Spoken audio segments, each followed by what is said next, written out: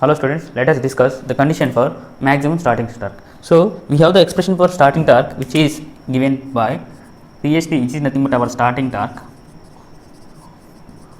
Okay, our starting torque equal to 180 by 2 pi ns into E2 square, which is secondary EMF, that is rotor EMF, into R2 rotor resistance and by rotor impedance. Okay, and I forgot to mention the rotor power factor, that is cos pi 2 equal to rotor resistance by rotor impedance.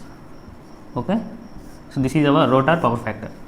Okay, so now let us see the condition for maximum starting torque. Okay, we have the expression for starting torque is this one.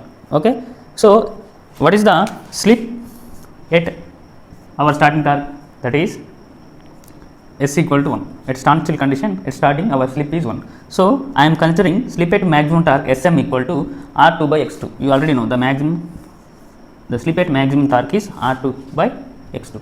Okay, so here at starting our slip value equal to 1. So I replace Sm equal to 1. So I get R2 by X2 equal to 1. Okay, I get R2 by X2 equal to 1 at starting condition. Okay, so here for that R2 will be equal to X2. Okay, whenever we shift this X2 this side, our R2 will become X2. Practically our machine is designed to get our rotor resistance in order of 0.1 to 0.3 per ohm per phase. Okay, our practical machine has the rotor resistance of order 0.1 to 0.3 ohm per phase. So here he is saying that R2 by R2 equal to X2 is the maximum starting torque condition. So how can it be possible? It is not possible because X2 is in the order of 1.5 to 2 ohm. These two cannot be equal. Okay, these two cannot be equal, then we cannot get the starting torque maximum. So how can we get the R2 equal to X2? So in order to do that, we are going to add some external resistance in the rotor circuit in the slip ring induction motors. Okay, in order to increase the rotor resistance from 0.1 to 0.3, in order to increase this range to this range, so we need to add some external resistance in the rotor circuit. That is possible in our slip ring induction motor. We have two types of induction machines, one is squirrel cage, another is slip ring. So adding external resistance in rotor circuit of squirrel cage induction motor is not possible, but it is possible in slip ring induction motor. Okay, our rotor circuit of slip ring induction motor will be having a 3-phase windings connected to slips. Okay, these are connected to slip rings.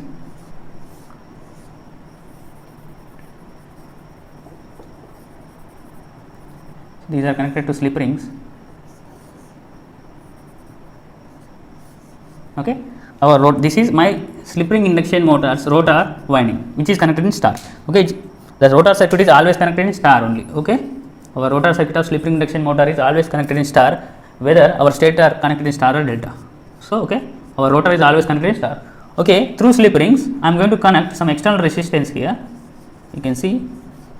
So this is the external resistance I can add to the rotor circuit, so that this is my external resistance. So in slip ring induction motor I can add external resistance to our rotor resistance, so that I can make the total resistance of rotor equal to our rotor's leakage reactance. So this can be possible now. Our total resistance of rotor, which equal to R2 plus X2. Okay, R2 total resistance equal to rotor resistance plus external resistance. Okay, now this can be equal to our leakage reactance, which is in the order of 1.5 to 2 ohm per range. Okay, so our slip ring induction motor's starting torque is more when compared to slip ring squirrel cage induction motor. The starting torque of slip ring induction motor is more compared to starting torque of squirrel cage induction motor, because we have a facility to add external resistance in our slip ring induction motor. That is why our starting torque is more. Okay, and you can see here our starting torque is proportional to rotor resistance. TST is proportional to rotor resistance here. Okay, if you increase the rotor resistance, you can increase the starting torque. Okay, this is only possible in our slip ring induction motor. Okay, it is not possible in squirrel cage induction motor, because the rotor resistance of squirrel cage induction motor is fixed one. Okay, so this is about our starting torque. Here I have a problem. If our rotor resistance is 0.2 ohm per phase and our rotor leakage reactance is 2 ohm per phase, then find the external resistance to get the maximum starting torque. So what did I tell you? Here the given data is rotor resistance, that is 0.2 ohm per phase, and rotor leakage reactance, that is 2 ohm per phase. Okay, so in order to get starting torque maximum, we need to add some external resistance, that is Re. Okay, at starting our slip is 1, so I am making this expression to 1, so our expression will become R2 rotor resistance plus external resistance equal to our rotor leakage reactance. So how can you find out the external resistance? You can transfer this R2 to other side, that will be Re external resistance equal to leakage reactance minus rotor resistance, that will be leakage reactance is 2 and our rotor resistance is 0.2. So the external resistance that should be added is 1.8 ohm per phase. So if you add 1.0 ohm per phase of external resistance to the motor, our motor will get maximum starting torque. So this is the idea. If you add 1.8 ohm per phase using this resistance, 1.0 ohm per phase means if you add 0.6, 0.6, 0.6 for each phase, sorry 1.8 for each phase, right, per phase value 1 point. Okay, if you add 1.0 ohm per phase, you can get the starting torque of our motor maximum. Okay, that is the idea.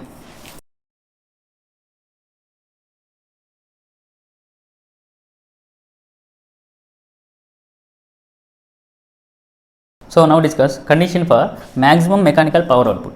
So I have taken the rotor equivalent circuit. This is my rotor equivalent circuit. Rotor equivalent circuit. Okay. Here this branch is representing our electrical equivalent of mechanical load. Okay. This is our gross mechanical power. Okay. In our rotor equivalent circuit, this combination, this branch is indicating our mechanical load. So I have take the mechanical load component, which is R2 into 1 by S minus 1. So when do we get maximum mechanical power output? Whenever our rotor supply is supplying maximum power to this branch, then only we will get maximum mechanical power output. Okay, whenever our rotor EMF is supplying maximum power to this branch, then only we will get maximum mechanical power output. Okay, so for that, to get maximum mechanical power output, we need to obtain the maximum power transfer to R2 into 1 by S minus 1. So we need to get maximum power transfer to R2 into 1 by S minus 1 branch. So this branch need to be transferred maximum power transfer. So for that, in order to obtain the maximum power transfer here, we are going to apply maximum power transfer theorem in the rotor equivalent circuit. Okay, I am applying maximum power transfer theorem. You know the maximum power transfer theorem. Whenever our load impedance is equal to source impedance, then we will get maximum power at our load branch. Okay, we will get maximum power at this branch. Okay, the efficiency is 50% for maximum power transfer theorem. You know that. Okay, so I am applying maximum power transfer theorem across our gross mechanical power component. So here, what did you get? R2 into 1 by S minus 1 is equal to our rotor impedance, which is equal to R2 square plus X2. So this is equal to rotor impedance at standstill condition. That means whenever you replace S with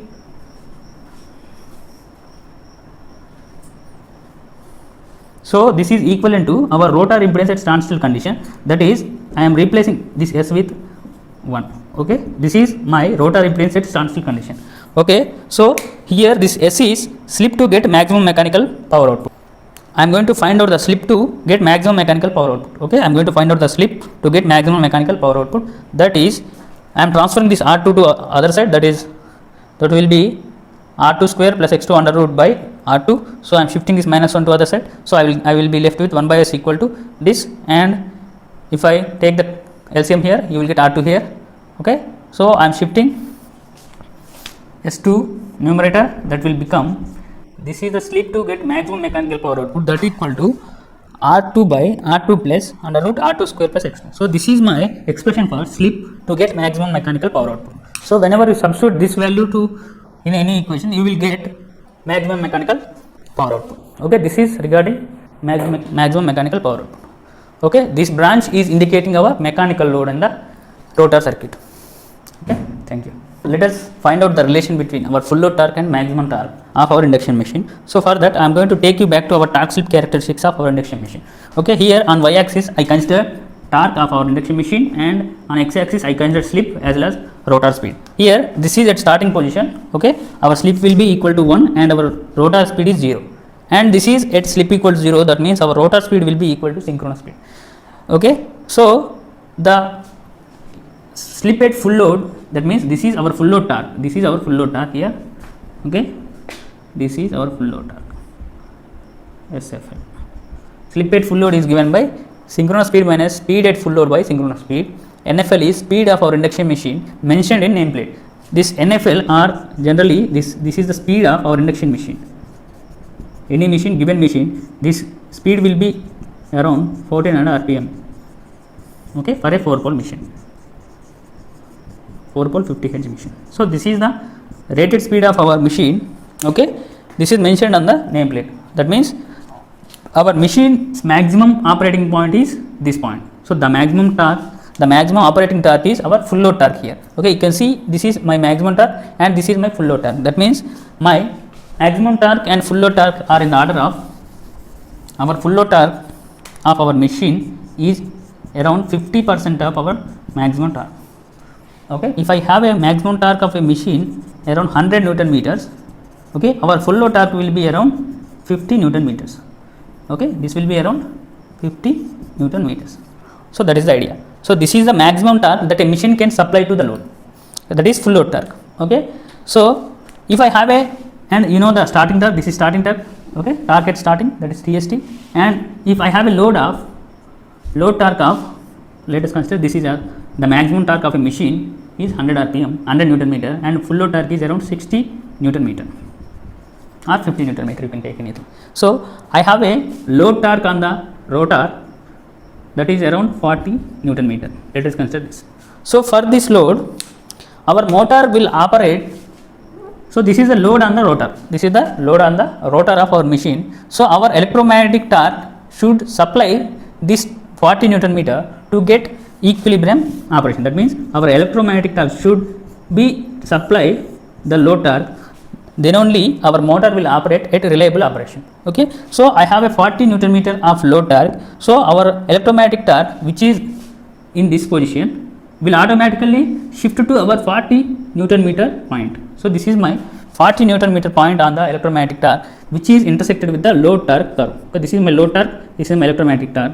So because the load is demanding 40 Newton meters, our machine will automatically supply 40 Newton meter of our electromagnetic torque. So both will be at equal position. So our rotor will continue to rotate in reliable operation, okay. So whenever our load demands a load torque which is in the range of this point to this point, our motor is free to move anywhere between these 2 points to supply load torque. That means if I have a load of 50 Newton meters, okay, if I have a load of 50 Newton meters, our electromagnetic torque will shift to this position. That means our electromagnetic torque is supplying 50 Newton meter of load to get electromagnetic torque equal to load torque. Here at this point, this is my load torque, this is my electromagnetic torque, these two are equal. That means our load is supplying now, our motor is supplying 50 Newton meter of load.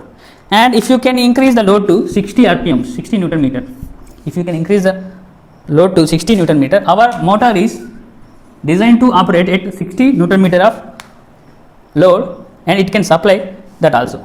And if you can increase the load to greater than our full load torque, that is around 80 Newton meter, our motor will try to decelerate. That means our motor cannot supply this much of load because the rated torque, that full load torque that a machine can supply is around 60 Newton meter here. If you apply a load torque which is greater than our full load torque, our motor does not operate.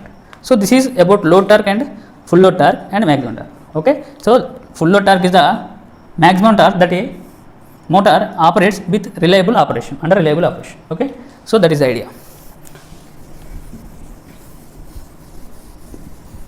okay. Now you have to understand one more point, that is, so this is the operating region here. So this is the operating region, this is linear region, you already know, this is linear operating region and this is non-linear operating region, okay. So this is the operating region will be full load torque to this position only. So the motor will supply any load between these 2 points, okay. So you can see the no load speed, that means let us consider the no load speed which is here, okay. What is no load speed? The speed to overcome the frictional losses or windage losses of our machine, okay. So this is the windage torque, I can consider it as TFW. So this is the windage torque that is required to operate under no load condition. So this is the frictional torque on the machine that applied on the no load condition. That means our motor has to supply this much of frictional torque to rotate continuously under no load condition, okay. We don't have load unload condition. That means at no load condition, the only opposing torque on our machine will be only frictional torque, friction and windage torque. So if our machine electromagnetic torque has to supply only friction and windage torque on the machine under no load condition. That means this is our friction and windage torque. So the speed at which our motor supplying friction and windage torque will be NR, which is very close to our synchronous speed. That means the no load speed of our induction machine is very close to our synchronous machine. And you can observe one thing. So whether you increase the load from 40 to 50 or 50 to 60, the speed of the speed variation of the rotor speed variation is very less. Okay, the rotor speed variation is very less. If you increase the load to any point between this to this, the speed variation is very less. That means the speed of our speed will approximately equal to constant even the load is changed. Okay, so this is equivalent to our DC shunt machine.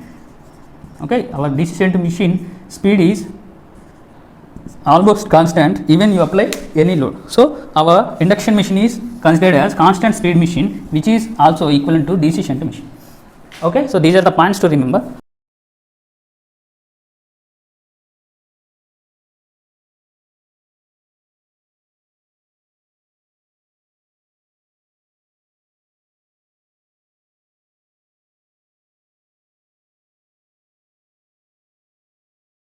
Even if you increase the load beyond our full load torque, our motor tries to supply the load, but it will not operate in reliable operation. That means if you increase the load torque on a machine which is greater than full load torque, it will supply.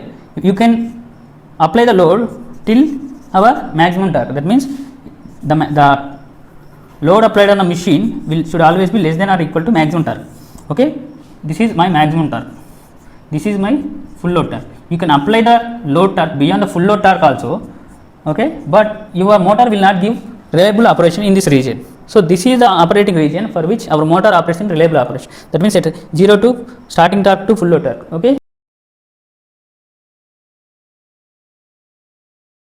So now let us discuss the relation between full load torque and maximum torque. So I have this slip rate full load torque SFL equal to NS minus N full load. N full load is the full load speed which is given by the nameplate. Okay. So we have the torque at full load equal to 180 by 2 pi ns into SFL E2 square, which is under running condition, right? So we will be having slip, and R2 square plus SFL X2 whole square. So this is my full load torque. What is the maximum torque we have? We have maximum torque as 180 by 2 pi ns. So now slip at maximum torque is SM E2 square, sorry, slip at maximum torque, there will be no slip, right? E2 square only, E2 square by 2x2. So the slip at maximum torque is R2 by x2, you already know that. I consider this as A here. Okay, slip at maximum torque, that is R2 by x2 equal to A. So now I am going to find out the ratio of our full load torque to maximum torque. Okay, I consider already told you our full load torque is in order of 50% of maximum torque. Okay. In order to find out the region of operation between full load and maximum, we are going to find out the ratio. Okay, so let us find out the ratio. Okay, if you divide both the equations, you will be get. If you divide these two expressions, these two will get cancelled. Okay, E2 square it cancels.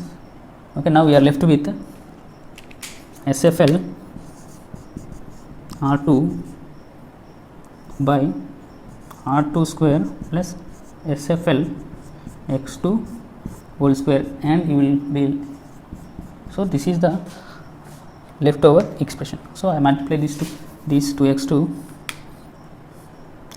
so 2 into X2 here.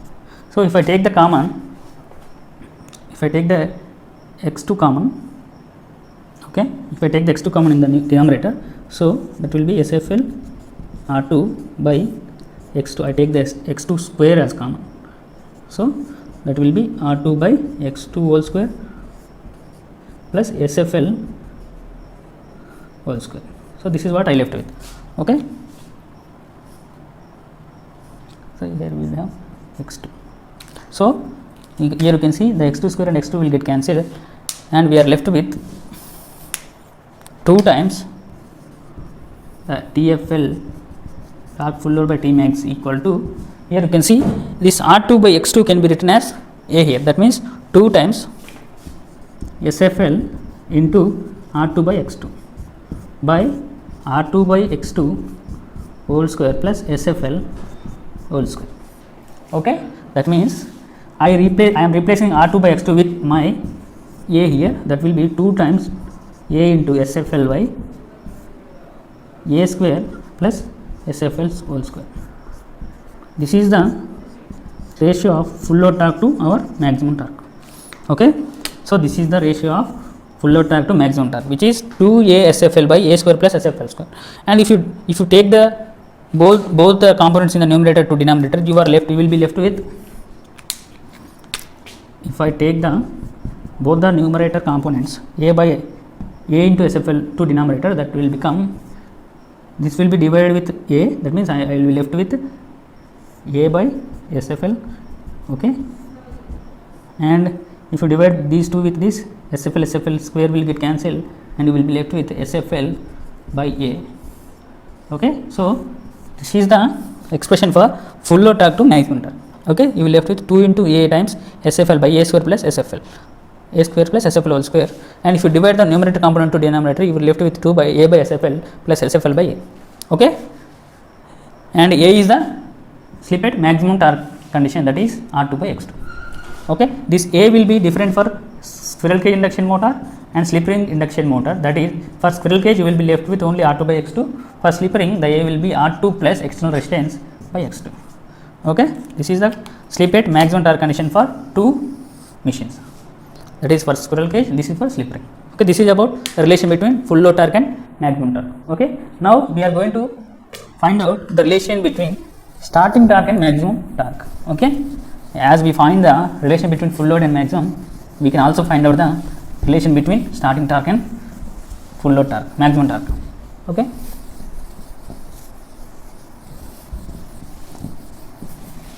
so I am going to find out the relation between our starting torque and maximum torque. So we have the expression for starting torque, which is equal to TST equal to 180 by 2 pi ns into E2 square R2 by R2 square plus X2 whole square. So I am replacing S with 1 because it is at starting condition or standstill condition. Okay, so what is the expression for maximum torque we have, which is 180 by 2 pi ns E2 square by 2x2. Okay, so let us take the ratio between these two. TST by T max will be equal to, so if you take the ratio, you will be left with R2 by R2 into 2x2, 2 into R2 x2 by R2 square plus x2 square. If you take the x2 comma in the numerator, that will be x2 comma, if you take the x2 comma in the denominator, that will be R2 by x2 whole square plus 1. Okay, so this will become T starting torque by T maximum equal to, you can cancel out x2 and x2 square, so that will be 2 times R2 by x2 by R2 by x2 whole square plus 1. So earlier I considered R2 by x2, which is maximum slip condition, as A. Okay, A is our slip at maximum condition, so that is starting torque by maximum torque is 2 times A by 1 plus A square. So this is the relation between my starting torque and maximum torque of our induction machine.